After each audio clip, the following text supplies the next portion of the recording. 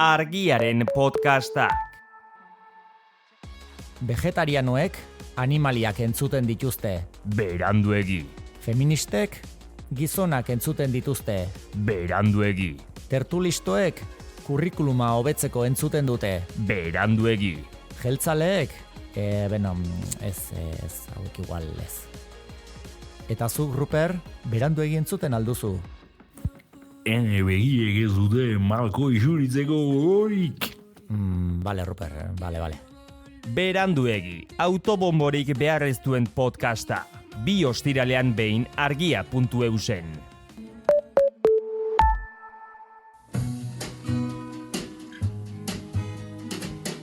Don't know much about history. Don't know much biology. Don't know much. Hau, oroimen histerikoa da. Historia diren istorioek txoratzen gaituztenon podcasta. But I do know that I love you. And I know that if you love me too, what a wonderful world this would be. Gure garaian, ze badakizu 40 urteko langa gainditzen duzunean ja desela garai honetako, haizik eta biragan garai batekoa. Gure garaian gallego batzuk abesten zuten erdera jatorrian, eta guk ere hala errepikatzen genuen, oherako bidea, oixe biderik onena, lotan egotea, baino bea bakarrita lokartuta egotea. Eta sinesto totala. Bai.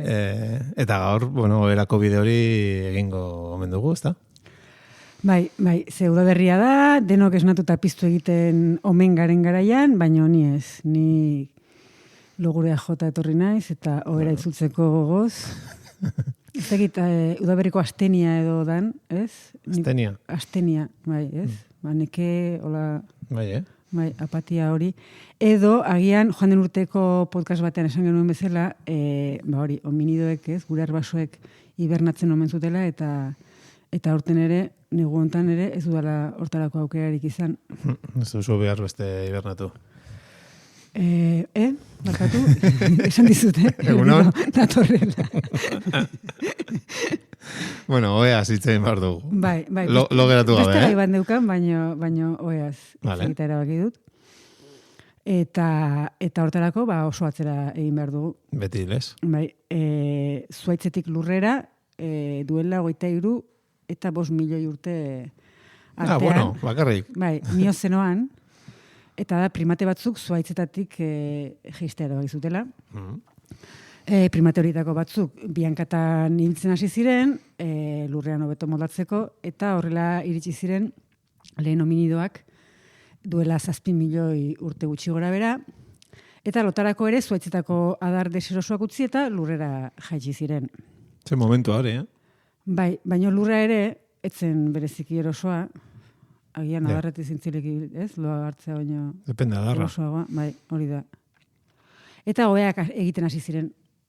Oheak baino gehiago, hobeto esan da, koltsoiak. Ez? Hasieran egiturari gabe, zuzenean lurrean landare materialez egineko koltsoi moduko batzuk prestatzen hasi ziren. Zergatik ez, ez zara gelditzen lotan, zergatik ez, bezarkatu nazazu favor, zergatik ez, ez zara gelditzen lotan, zergatik ez, 1.30ko koltsoia dauka.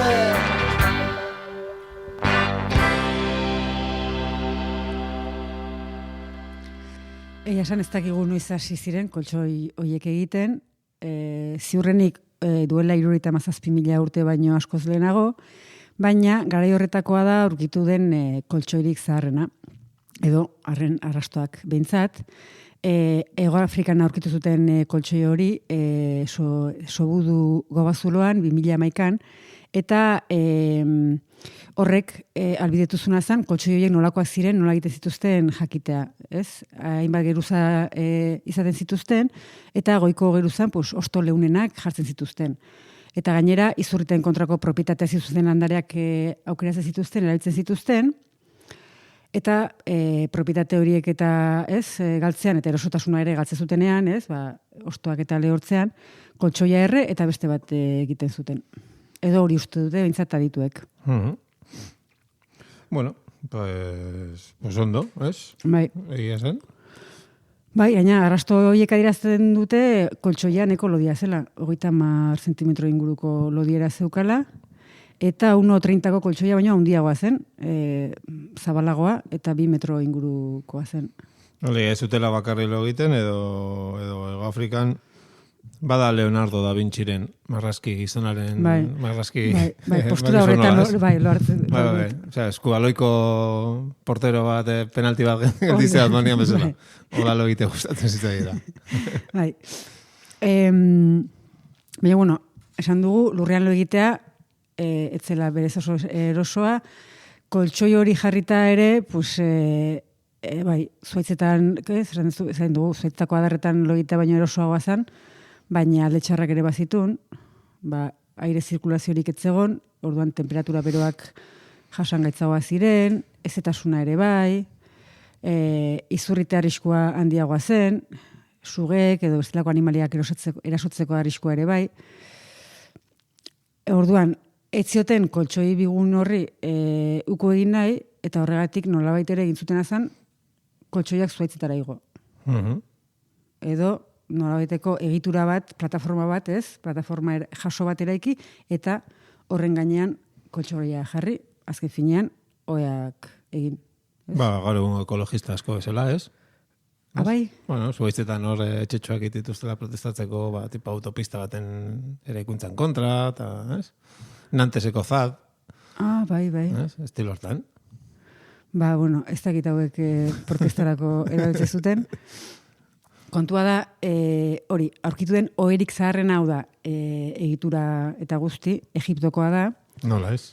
Bai, badari herriskako hiloi baten aurkitu zuten, eta dauzka 5.200 urte inguru, egurrezko egitura badauka, hankaikin, ez? Eta buruko edo almohada moduko bat ere badauka, egurrez egina ere bai. Eta urrez eta harribitxi zapaindua dago, eta ziurrenik uste dute, hori, faroi baten... Ziurrenik. Bai. Bai, herrixeak ez zuen olako... Harribitxiak. Harribitxiak almohadan sartuta agian. Bai, Bai. Bizkate bizita. Berdintzeko. Gozotzeko, gano. Orduan, esan dugun bezala, egitura horri esker, aireak zirkulatu egiten zuen, ez? Beroa eta hautsa, ez? Egipton, hain... Bai, gustatzen zitzaien.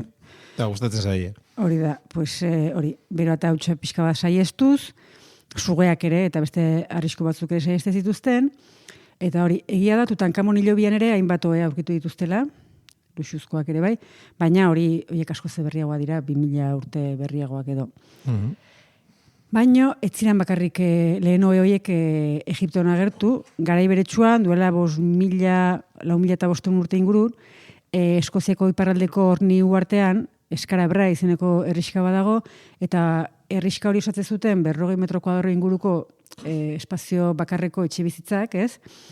Eta etxe bizitza horietako bakoitzean, beheko suaren bi aldeetan, oebana, ez, zeuzkaten, oendik ere, horietako batzuk ikus daitezke, arrizkoa dira, arrizkoak, oso erosoak etzian izango.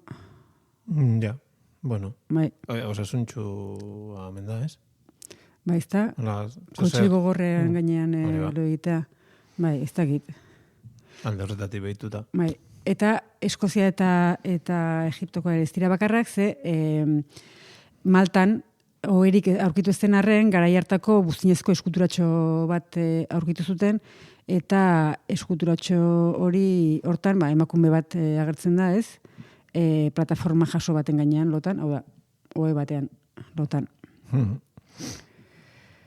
Eta esan dezu, ez? Ego Afrikako koltsoi handiotan, edo Bitrubioren gizona, izan daiteke? Hori, Bitrubio. Bai, ikustezu, reflejoa hona azkaten. Oso ondo ikusi zaitut. Bai, 5 minutu geroago. Hori, ez, arrazo izen nukan, zure lehenengo hipotesian, eta zan, hori. Komunista, zela, hobea. Bai.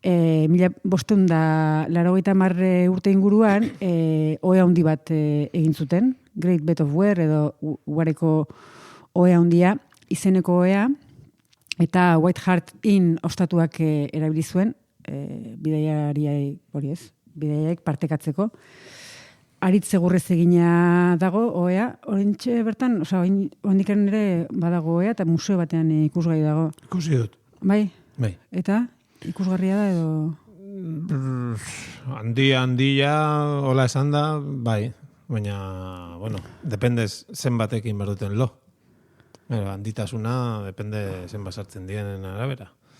Nire ikusi ditu irudia eta iruditzait igotzea bera ere nahiko zaila. Bueno, garai hartako estilo hori batzuek igual bidean lurrean hartuko zuten. Ja, ez igotzeagatik, bai. Bai. Kontua da hori, Aritz egurrez egina zegoela, 3,3 metro zabal eta 3,4 metro luze. Bueno. Da? Bataz bestetik gora egun. Bai. Baina... Bai. Hotel batzuetan badaude hola ohe handiak, Bai. Baina ez zenbatek lo egiteko. Batek edo bik. Bai, hotelekoa bai, baina honetan zergatik da ezaguna. Honetan, konderaren arabera, hori, ohea irekita gutxi arabera 100 urtera, 1689an, 26 harakinek eta beren emazteek lo egin zuten bertan. Beraz, 52 lagunek. Konderak dio. Eta apustu batengatik izan omen zen, eta normalean 20 lagun baino gehiago ez omen zuten bertan lo egiten. Bueno. Bai, sobran lekua. Falta sana. Bai, gora ja... Lasai. Bitrubioren egin. Ezin bolta eman. Jakina horrek arazoak zekartzan. Bai 52rekin, bai 20rekin, bai 5ekin. Birekin ja nahiko lan izaten da. Bai, arkakusoak, zorriak, gaixotasunak kutsatzeak, kiratxak, zurrunkak, zaratak. Puskerrak. Hori, liskarrako soikoak ziren, eta ezainoikoak, baino, gertatu zen ere, hilketaren bat, gertatu zen, hori, ezagunek partekatzen zituzten. Normal. Ohe horietan.